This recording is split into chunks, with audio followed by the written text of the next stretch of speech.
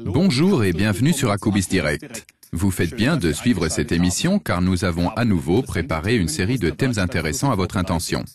Voici le programme d'aujourd'hui. Problème de connexion avec le multiplexeur Wi-Fi SD Connect. Nous vous montrons d'où ça peut venir et quels sont les différents types de connexions. Notre série sur Xentri se poursuit. Nous simulons des erreurs virtuelles sur un véhicule virtuel. Par ailleurs, changement de roue en atelier, le type d'usure nous en apprend davantage sur l'état du pneu.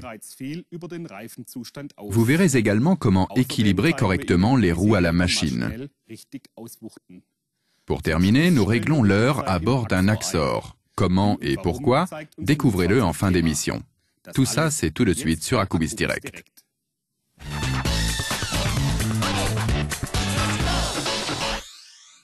Différents facteurs peuvent influer sur la qualité de la connexion du multiplexeur SD Connect. Le film suivant vous explique où positionner l'appareil de façon idéale et quels sont les types de connexions. Il existe deux possibilités d'établir une connexion Wi-Fi avec Star Diagnosis au moyen du multiplexeur SD Connect. D'une part, en passant par un point d'accès, un routeur installé dans l'atelier. C'est ce qu'on appelle le mode atelier. D'autre part, en établissant une connexion directe entre le multiplexeur SD Connect et l'appareil Star Diagnosis. C'est ce qu'on appelle le mode route. Des obstacles au sein de la zone de couverture Wi-Fi, tels que des véhicules ou des ponts élévateurs, peuvent fortement altérer la qualité de la connexion. S'il n'est pas possible de travailler suffisamment près du routeur, une connexion directe au système Star Diagnosis est la solution optimale. En vue d'obtenir la meilleure qualité de connexion possible, ne placez pas le module Wi-Fi SD Connect sur le plancher ou le siège conducteur du véhicule. La meilleure solution est de placer l'appareil sur le haut de la planche de bord ou de le pendre à un rétroviseur latéral. Appelez les paramètres de connexion en ouvrant la fenêtre STNet Control via la barre de tâches. Pour une connexion directe entre multiplexeur et Star Diagnosis, sélectionnez le mode route. Pour une connexion via un point d'accès, le mode atelier. L'établissement de la connexion peut parfois durer plus d'une minute. L'onglet Sélection MUX présente une liste de tous les multiplexeurs disponibles. L'envoi d'un signal d'essai permet de voir et d'entendre si la connexion a bien été établie. L'affichage de l'appareil SD Connect clignote en rouge et émet un signal acoustique. L'onglet Outils réseau donne un aperçu de toutes les connexions réseau. En outre, la puissance du signal Wi-Fi entre multiplexeur et appareil Star Diagnosis y est indiquée. Pour un bon fonctionnement des processus de diagnostic, celle-ci doit au moins atteindre 50%.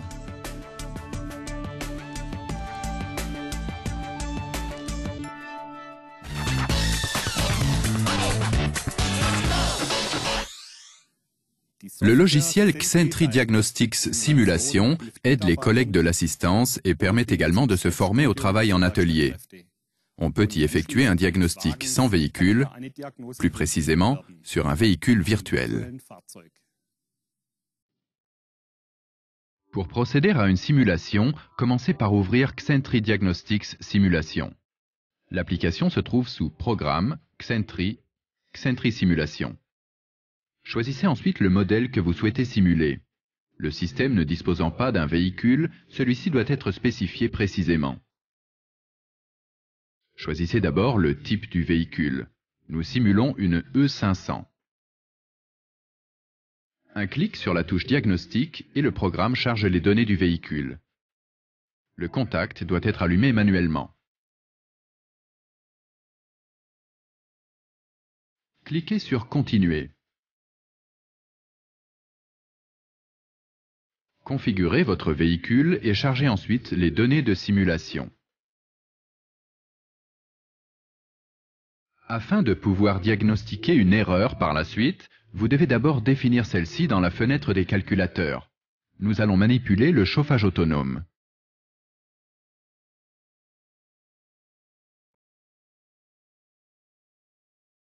Ne fermez pas la fenêtre de simulation, minimisez-la simplement. Procédez à un test rapide. Le défaut du chauffage autonome apparaît dans le résultat. Dans le cadre de la simulation, vous avez également la possibilité de modifier les valeurs réelles des systèmes.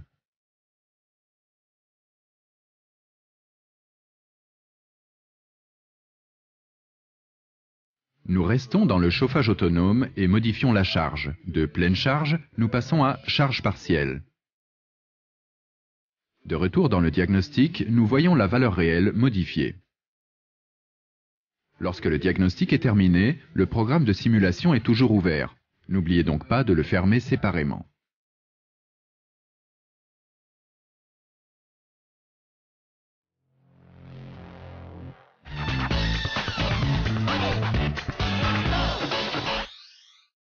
Lorsqu'un client vient faire changer ses pneus, il est judicieux de vérifier le type d'usure des anciens pneus. Pourquoi? Ce film vous en apprend davantage. L'usure d'un pneu peut vous donner des indications sur certains défauts au niveau du véhicule. Par conséquent, examinez toujours les pneus avant de les changer. Cela peut vous éviter, ainsi qu'à votre client, une foule d'ennuis. Dans le pire des cas, il reviendra vous voir sous peu, avec des pneus neufs déjà complètement usés. Renseignez-vous donc sur les habitudes de conduite de votre client et l'utilisation qu'il fait de son véhicule. Pourquoi voulez-vous savoir comment je conduis? Qu'est-ce que cela a à voir avec mon pneu défectueux? Bien sûr, à première vue, ce clou dans votre pneu n'a rien à voir avec vos habitudes de conduite et l'usure de vos pneus.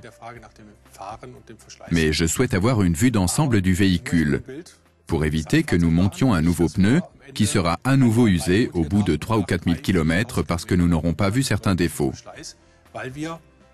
C'est pourquoi je vous pose des questions sur le gonflage de vos pneus, votre type de conduite ou l'utilisation de votre véhicule.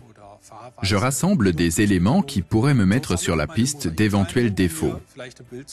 S'il n'y a pas de problème, nous changeons le pneu et c'est tout.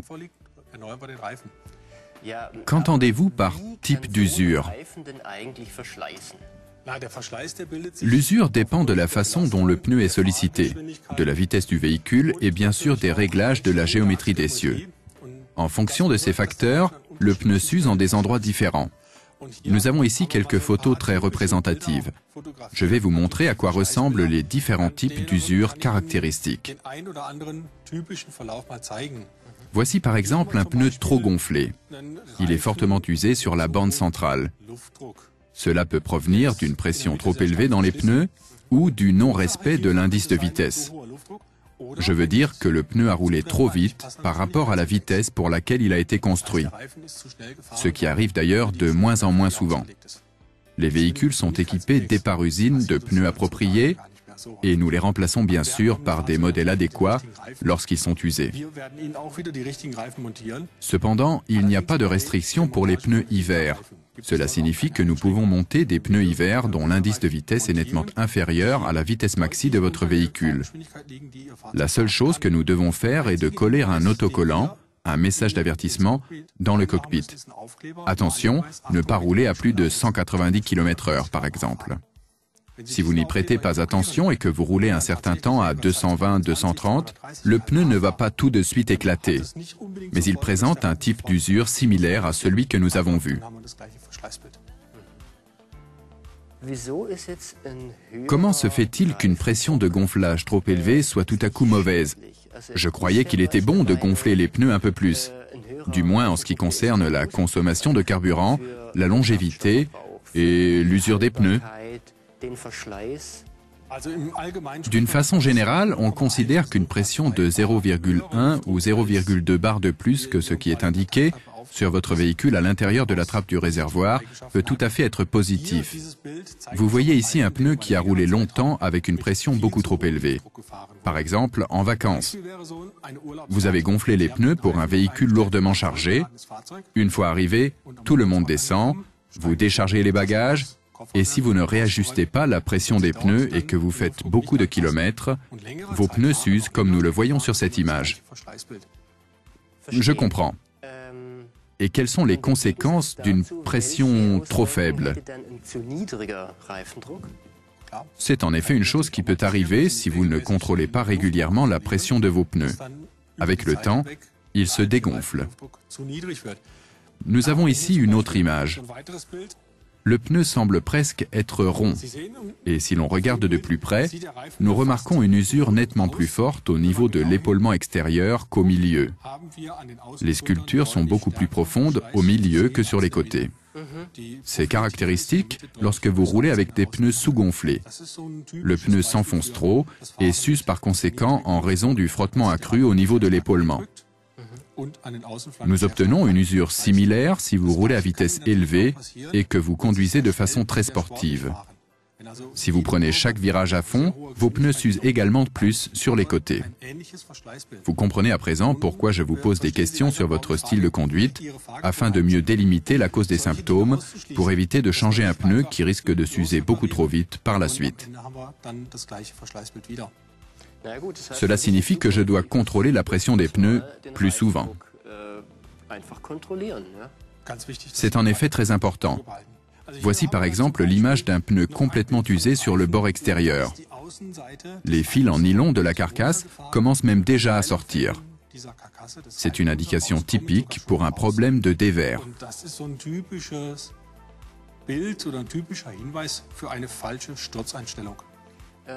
Y a-t-il d'autres types d'usures indiquant des défauts sur le véhicule? Oui, par exemple, ce que l'on appelle un méplat de freinage. Si nous suivons la circonférence du pneu, nous voyons ici une zone nettement plus plate. Cela provient d'un freinage à fond lorsque la roue se bloque et dérape sur la chaussée. Dans ce cas, le pneu s'use naturellement beaucoup plus à cet endroit qu'alentour, et nous avons un méplat. Cela ne peut pas m'arriver, mon véhicule a ESP et ABS, pas de problème. Très juste. ABS empêche en effet les roues de se bloquer trop longtemps. Cependant, les forces de freinage sont toutefois transférées à la route avec une telle puissance que cela peut tout de même engendrer des points d'usure, des mini-méplats pour ainsi dire. Lors du prochain freinage d'urgence, ces mini-méplats ont l'inconvénient que la roue a tendance à se bloquer exactement au même endroit. À chaque freinage important, c'est-à-dire lorsque le système ABS entre en action, la distance de freinage devient de plus en plus longue lorsque nous tombons au même endroit. Les facteurs influents sur l'usure des pneus sont nombreux. Les suspensions jouent un rôle, ainsi que le comportement du client au volant. Le type d'usure ne représente donc pas un diagnostic certain pour un défaut particulier. Mais le contrôle de l'usure vous aide à délimiter la source du problème. Il faut tout de même procéder à un diagnostic.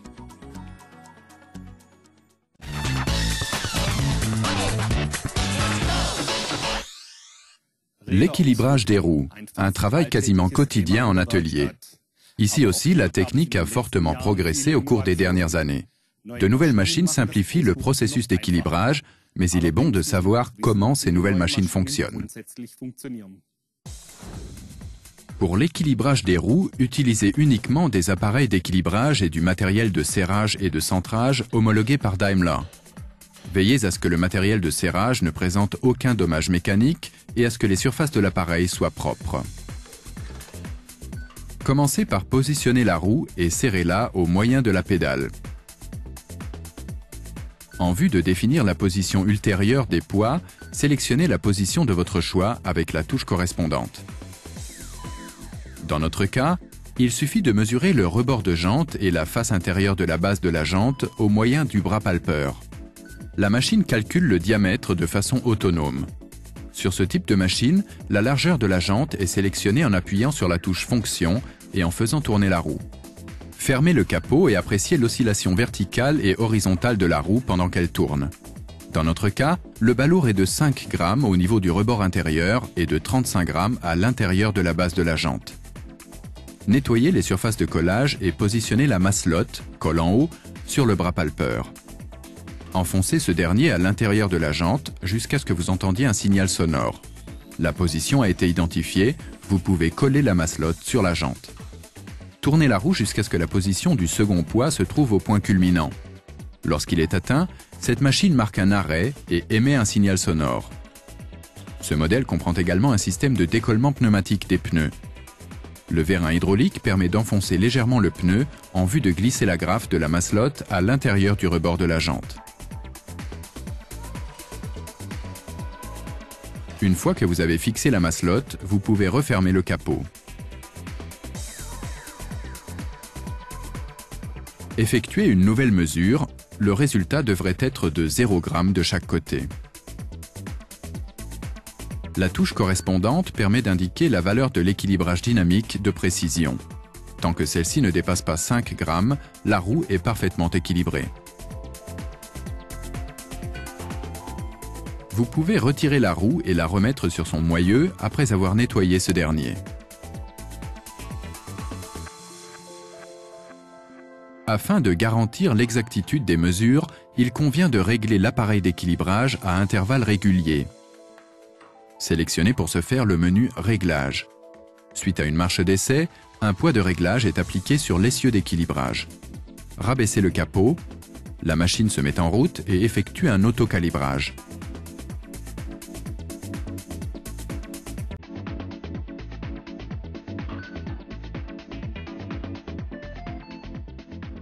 Nous avons encore quelques remarques générales. Sur les machines modernes, les données de la roue sont toujours mesurées au moyen d'un bras palpeur. Dans notre cas, la machine mesure une largeur de jante de 9 pouces 5, alors que la cote nominale de la jante est de 8 pouces 5. La tolérance de 1 pouce au maximum est due au rebord plus important des jantes alu. La machine mesure en effet l'écart entre les bords extérieurs de la jante, tandis que la cote nominale se réfère à l'écart séparant les rebords.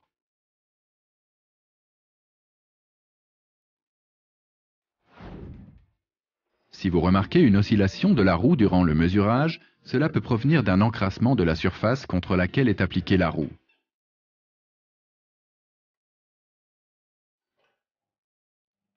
Dans ce cas, retirez la roue et nettoyez les surfaces de l'essieu d'équilibrage ainsi que l'intérieur de la jante.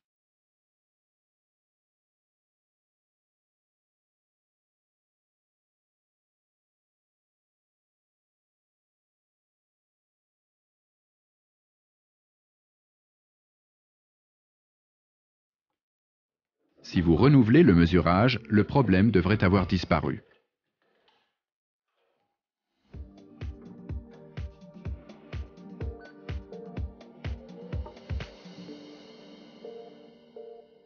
Les nouvelles machines disposent en outre d'une fonction d'optimisation de marche. Vous y accédez en sélectionnant le menu « Optimisation » à l'aide de la touche correspondante. Les étapes à suivre sont décrites de façon simple et détaillée.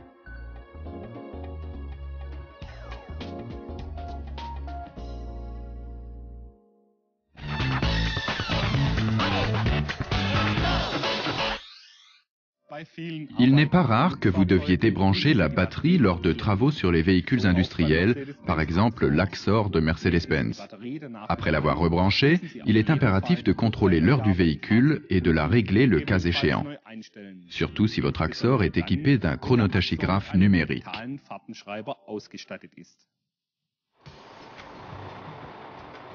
L'Axor de Mercedes-Benz.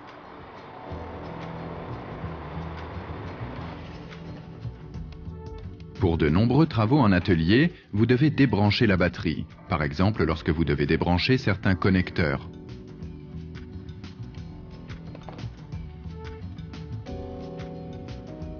Après avoir rebranché la batterie, vous devez remettre la pendule de la cabine à l'heure et contrôler le réglage du tachygraphe numérique. Appuyez sur « Retour » pour revenir au menu principal. Parmi les réglages, sélectionnez l'heure. Les touches flèches vous permettent de régler l'heure locale. La pendule doit impérativement être à l'heure à cause de l'enregistreur électronique de trajet, dans notre cas un Siemens VDO. Conformément à la loi, il documente les temps de conduite et de repos du chauffeur routier.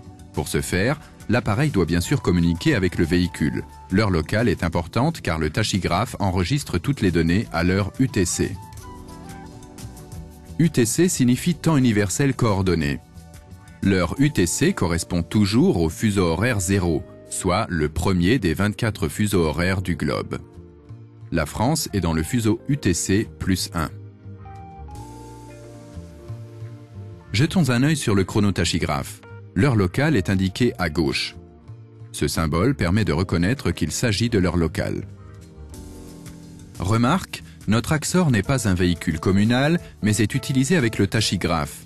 Dans ce cas, il suffit de régler l'heure du tachygraphe. Le menu heure locale permet d'ajuster l'heure lors du passage à l'heure d'été ou d'hiver, par étape de plus ou moins 30 minutes.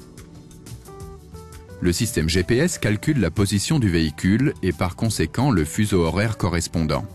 Le conducteur peut corriger l'heure UTC d'1 minute par semaine au maximum. Pour les réglages plus importants, il devra se rendre dans un atelier agréé.